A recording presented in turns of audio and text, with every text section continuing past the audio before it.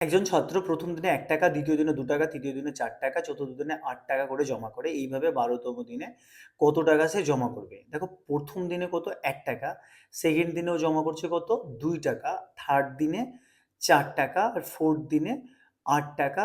এইভাবে ১২তম দিনেও টোটাল কত টাকা জমা করতে পারবে? এই সিকোয়েন্সটা একটু বোঝার চেষ্টা করো। দেখো প্রথম দিনে ১ টাকা, দ্বিতীয় দিনে ২ টাকা। ১ এর সঙ্গে ২ গুণ করলে ২ হয়। আবার এই ২ এর সঙ্গে ২ গুণ করলে ৪ হয়। আবার ৪ এর সঙ্গে ২ গুণ করলে ৮ হয়। এইভাবে ১২তম দিনের টোটাল কত টাকা? এটার ফর্মুলাটা হচ্ছে a ইনটু r পাওয়ারে n minus 1 divided by r minus 1। এখানে a হচ্ছে প্রথম মানটা অর্থাৎ ১ আর r হচ্ছে ২ যেটা প্রত্যেক ইউনিটের সঙ্গে গুণ হচ্ছে।